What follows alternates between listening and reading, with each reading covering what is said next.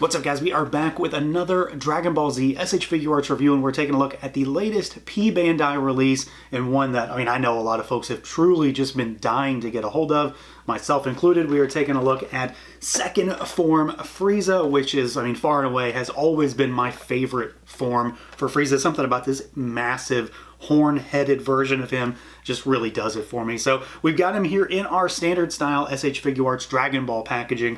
It's a little oversized because, of course, he's a big boy. You've got the figure there in the window. You've got product shots on the front that wrap around the spine, and then the back of the box, in typical Tamashii Nation's fashion, has all sorts of product shots showcasing how he moves and some of the stuff he comes with. So yeah, let's do it. Let's pull him out and take a look. And here we go, out of the package, Figuarts second form Frieza. Again, one of my most anticipated, not only just Figuarts for the year, but figures in general. It's a really good time to be a Dragon Ball Z collector. We're getting so much good stuff. We're getting deeper and deeper into different versions of characters, deeper cut characters. I got my Turles finally getting a second form Frieza, so I'm a pretty happy camper, and this is one of those reviews where I could just say, cut it right here. This is top 10 contender stuff.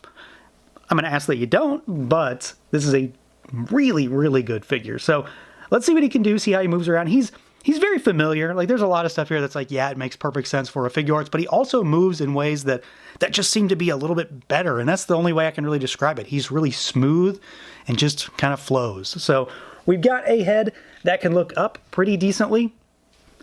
He looks down, though, like as perfect as can be. The neck, of course, is moving. You've got tilt side to side. You've got your rotation up there. Shoulder pads, which aren't actually shoulder pads as far as the character goes, but they function like them here, are really well done. There's nothing special about their design, but they work really nicely because of how they're hidden behind some of these plates on the body. The arms, as a result, do have pretty good range, so they can go, more than perpendicular. You've got your rotation. You can only go so far, but it's full range. You've got a butterfly joint that allows him to do some pretty good reaching across his chest. It looks kind of janky from the side, but you're not going to look at from that point anyway. We've got our bicep swivel. We've got our double jointed elbows, which have full range. We've got our standard ball hinges, so in and out, and then rotation. Just orient that hinge whichever direction, and you can move that wrist.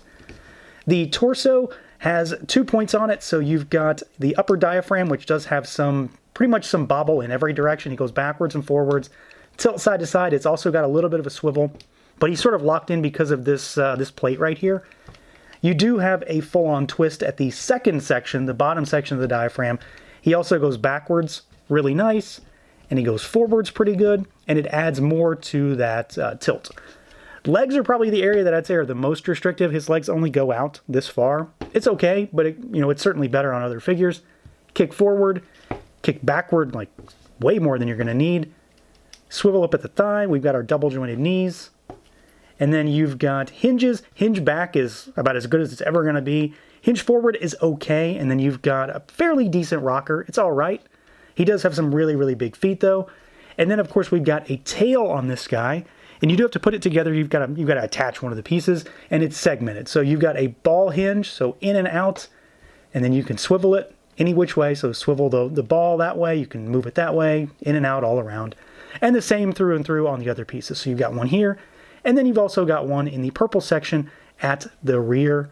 So it is pretty expressive, and it can be pretty dynamic. It doesn't necessarily throw him off either.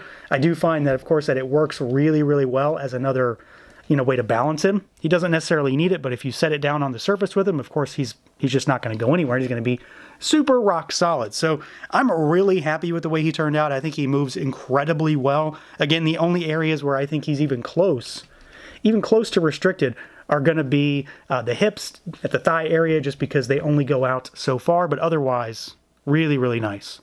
Now, visually, I think they've pretty much nailed this guy. Frieza does look, just almost perfect. I'm really happy the way he turned out.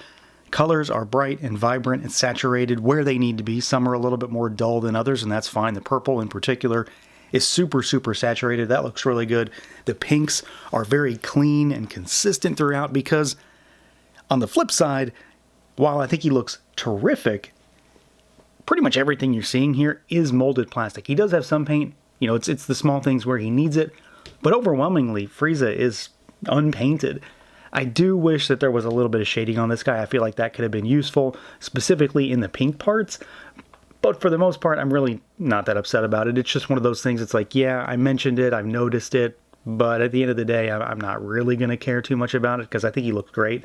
This is a really, really nicely done figure. Proportions are really good because, of course, you know, Frieza gets kind of weird when he changes forms. Of course, the next one is the real weird one, but he's got a very, very different set of proportions, a different, you know, just construction in general compared to first form, and he looks great. I'm really happy with it. He still has, you know, he's got the weird tail, and, you know, there's the argument that you could make that maybe he needs a static tail or a set of static tails or a bendy wire tail.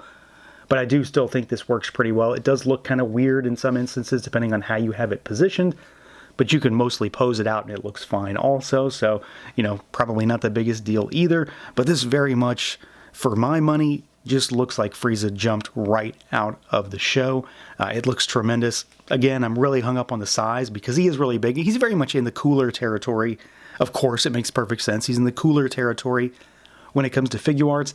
He maybe skews a little small. You know, there's always been a sizing thing with Dragon Ball Figuarts, but I think he looks really good. He's kind of in a nice sweet spot for me when it comes to sizing. He's bulky without being enormous, but he does have some height to him. And then he's got these massive horns up top. He's got the ever-present furrowed brow and just mean-mugging expression. He hates being here, basically. He's so unhappy, and the expression on his face is perfect. I really like it. The colors are clean and crisp and vibrant. Paint is really nicely applied. No issues to speak of there. I haven't seen anything close to a problem with the paint on any of my faces, so I'm really happy with that. And he just looks great. Like, at the end of the day, he just looks great, and this is very much exactly what I was hoping we would get when it comes to this. He's very much in line with, well, the line when it comes to visuals and build and look. Maybe would have liked a little bit of shading on the pink parts and in that sort of ribbing that he has, but overall, this is a really, really solid interpretation of Frieza's second form. And then for some size comparisons, let's start with other Dragon Ball Figuarts. So we've got Goku. This is the Saiyan raised on Earth Goku. This is Superhero Piccolo, which is, of course, not the correct figure for this comparison, but they're basically the same. So Piccolo is shorter, comes up to right around the chin area, and then, of course, Goku is shorter than Piccolo. Let's move Goku aside, and here is Cooler, and they're very, very comparable. There's not much difference between the two. Frieza is slightly taller, but overall they're very, very similar figures. And then let's do some other lines. Let's move Piccolo aside. Let's do a Marvel Legends. So there's a female. There's Marvel Legends Mystique. And then let's pull Cooler aside. And here's a Super 7 figure, so a 7-inch scale figure. It's a Power Ranger, so it's not a bulky figure. And then let's pull Mystique aside. Here's a Mythic Legions. There's a 2.0 style figure. And then just for overall size's sake, let's do an even bigger figure. Here's a Mythic Legions Ogre scale figure, which is obviously so big that he's out of frame, but really demonstrates exactly how big Frieza is, since he comes up, you know, over shoulder height thanks to those horns. So he is definitely going to be one of the larger figures in the Dragon Ball line. I think he's pretty close to where he needs to be. Maybe could stand to be slightly bigger, but I'm still really, really happy with his sizing here. Now, as far as accessories goes, Frieza comes with a decent amount. It's not nothing, but it's also not a ton either. He sort of is middle of the road. So to start with, he comes with a Namekian Dragon Ball, so you get the 4-star ball here. And then you also get the piece that will allow you to have him displayed if, you know, you want his tail cut off. So you pop half the tail off and you're left with this nub with the purple parts, and then you can make it look like he's got like sort of a charred end to his tail, a burnt end, I suppose. Then we get some extra, you know, hands and feet for this guy, so you get fists on him in the box. Then you get a set of these sort of relaxed, cupping, slightly gripping hands. You get the peace, 2-finger pose hand, whatever we want to call it, the one that looks like a middle finger on the box. And then you get the splayed finger hand set, and then you also get a set of feet that look, you know, that are relaxed. So like if you want to pop him up on a rock or have him floating, you would use these instead. They angle down basically. And then we get some extra faces. So this guy is reminiscent of what, First Form Cell, where you had to swap out the head to have like a different set of eyebrows basically in terms of how his brow was furrowed. So this helmet works with the sort of normal but slightly upset and pouty face, along with a smirking face. Then we get this piece also, which I know it looks the same, but it's not. And it works with a gritting of the teeth and a maniacally screaming, laughing style face. So you do have to make sure that these are being used for the right faces, because they are not, they're not interchangeable. 2 work with this one and 2 work with that one. They basically accomplish the same goal, but they go about it in different ways. Unfortunately, this guy does not come with an energy effect. I know he's not specifically known for being very, like, Ki Blast heavy in his episodes, but he does absolutely annihilate Piccolo with some energy blasts. So it is something that he does. It's not a signature thing for second form Frieza. I would have loved to have gotten one because I just do. But overall, what he has is pretty useful. He just doesn't have a lot of stuff overall. So yeah, overall, I mean, I'm really happy with Frieza. I think this is a really solid figure. Again, I'm kind of biased in some ways because this is my favorite Frieza form, which is kind of hard to say. But he looks terrific. He moves really well, saving for the fact that he does have some restrictions at the hips.